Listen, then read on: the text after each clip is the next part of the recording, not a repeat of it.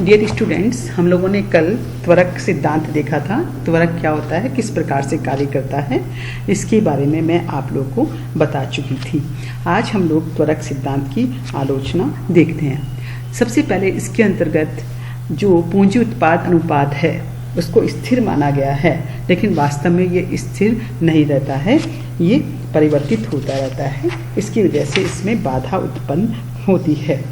दूसरा है, इसके अंतर्गत मांग में यदि परिवर्तन अल्पकालीन हो तो यह कार्य नहीं करता है, क्योंकि यदि उत्पत्ति या उपभोग में परिवर्तन अल्पकालीन होते हैं तो उनकी जो पूर्ति है वो प्रचलित पूंजीगत स्टॉक के द्वारा ही कर दी जाती है, या अतिरिक्त पाली में मशीनों और कारखानों को लगाकर ही उत्पत्ति बढ़ा ली जाती है। इसके लिए नए पूंजीगत उपकरण लगाने की आवश्यकता नहीं होती है, जिससे क्या होता है, निवेश की मात्रा त्वरक गुणांक के अनुसार परिवर्तित नहीं होती है। ऐसी स्थिति में त्वरक का मूल्य क्या होता है, कम हो जाता है। और नेक्स्ट हम ये मान के चल रहे थे कि त्वरक में ये मान लिया जाता है कि नए श्रमिकों को भी उतनी ही पूंजी प्रदान की जाती है जितनी पहले वाले श्रमिकों को दी जाती है। इसे हम क्या कहते हैं, कैपिटल वाइडनिंग, पूंजी विस्तारण कहते हैं। लेकिन वास्तव में ऐसा जरूरी नहीं है। पूंजी उत्पत्ति अनुपात स्थिर नहीं रहता है, चेंज होता रहता है। इसलिए ये जरूरी ही नहीं है कि प्रति श्रमिक पूंजी की मात्रा उतनी ही रखी जाए, इसलिए ये अव्यवहारिक प्रतीत होता है।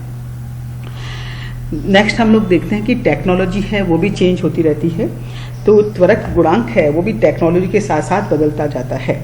आधुनिक समय में क्या है, टेक्नोलॉजी जब उन्नत हो रही है तो पूंजी उत्पत्ति अनुपात भी क्या हो जाता है, बढ़ जाता है। तो इस प्रकार से हम देखते हैं कि पूंजी उत्पत्ति अनुपात पर औद्योगिक इंफ्रास्ट्रक्चर, कृषि आदि क्षेत्रों का भी प्रभाव पड़ता है। नेक्स्ट इस सिद्धांत में हम ये मान के चल रहे थे कि पूंजीगत वस्तुओं के उद्योगों में उत्पादन की अतिरिक्त क्षमता विद्यमान है, मतलब उत्पादन को बढ़ाया जाना संभव है। क्योंकि यदि जब आय और उपभोग बढ़ने पर निवेश तभी बढ़ पाएगा जब पूंजीगत उद्योगों में अतिरिक्त क्षमता या आधिक्य क्षमता विद्यमान हो, लेकिन ऐसा आवश्यक नहीं है। उत्पादन बढ़ाने के लिए कई प्रकार की फिजिकल प्रॉब्लम्स, भौतिक बाधाएं भी आ सकती है, जैसे इस्पात की कमी हो सकती है, वित्तीय बाधाएं हो सकती है, ये अर्थात उद्यमकर्ता के पास आवश्यक ऋण पर्याप्त मात्रा में नहीं हो। तो इस प्रकार की बाधाओं के कारण पूंजीगत वस्तुओं के उद्योगों में मांग के अनुसार परिवर्तन किया जाना संभव नहीं है। तो ये आलोचना भी हमने इसके अंतर्गत देखी है। इसलिए इसका जो प्रयोग है, इसका जो महत्व है वो कम हो जाता है, सीमित रह जाता है। और हम लोग ये देखते हैं कि आधुनिक युग में सरकार हो चाहे निजी निवेशकर्ता हो, नई वस्तु या नई प्रक्रियाओं में निवेश की निर्णय लेते रहते हैं जिनकी मांग आगे चलकर भी उत्पन्न होती है, अर्थात निर्णय लेने में भी विलंब हो सकता है। तो इस वजह से भी त्वरक है वो कार्य नहीं कर पाता है।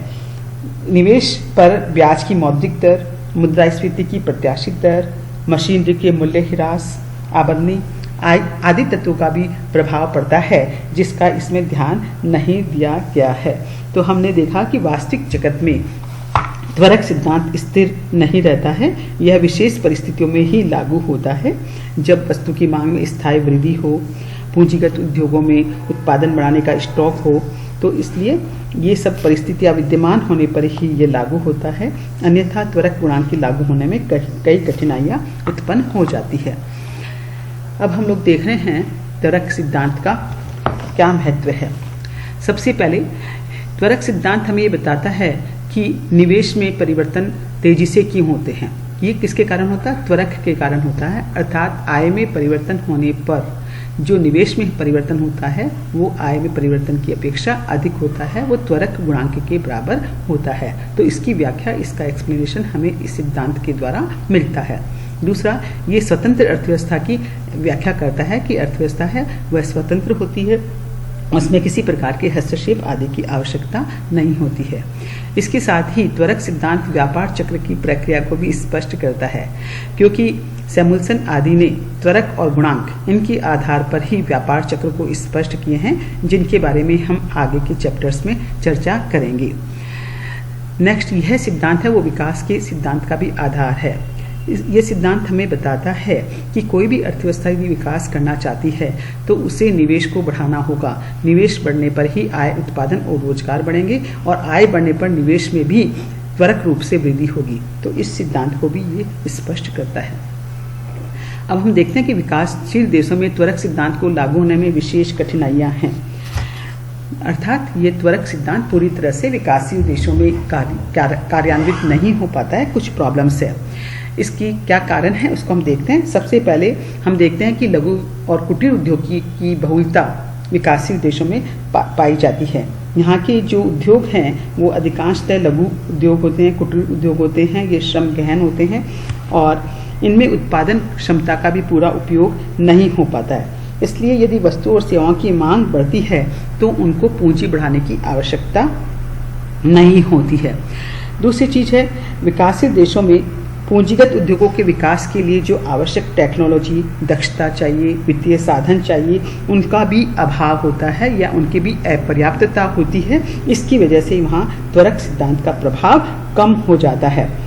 और तीसरी चीज़ हम ये देखते हैं कि विकासशील या अल्पविकसित देशों में सरकार भी आर्थिक विकास को दृष्टिगत रखते हुए ही पूंजीगत उद्योगों में अपने साधन लगाती है, जो आय के बढ़ने के परिणाम नहीं होते हैं, बल्कि ये किसके परिणाम होते हैं? सरकार की नीति के परिणाम होते हैं। अर्थात सरकार अपनी नीति के अनुसार पूंजीगत उद्योगों की स्थापना विकास को दृष्टिगत रखते हुए करती है, इसलिए त्वरक का प्रभाव यहाँ काम नहीं करता है। इसके साथ ही हम लोग सब जानते हैं कि विकासशील देशों की मशीनरी या पूंजीगत साज सामान के लिए विदेशों पर निर्भरता बनी रहती है। अर्थात उनको ये सब चीज़ें आयात करनी पड़ती है, जिसकी वजह से भी त्वरक का जो प्रभाव है वो कम हो जाता है। तो हम ये कह सकते हैं कि त्वरक प्रभाव विशेषतया कौन सी अर्थव्यवस्था में काम करता है? जो विकसित औद्योगिक अर्थव्यवस्था है वहाँ पर ये अधिक सक्रिय होता है, अधिक कारगर है, उसकी सार्थकता अधिक है। लेकिन कृषि प्रधान अर्थव्यवस्था, अल्पविकसित अर्थव्यवस्था और विकासशील अर्थव्यवस्थाओं में इसका प्रभाव कम होता है, इसकी उपायदेयता कम होती है। तो बच्चों, आज मैंने आप लोगों को त्वरक के सिद्धांत और उसकी आलोचना और महत्व के बारे में बताया है और इसके साथ ही ये स्पष्ट किया है कि विकासशील देशों में त्वरक सिद्धांत को लागू करने में कौन सी कठिनाइयाँ हमारे समक्ष आती हैं। धन्यवाद।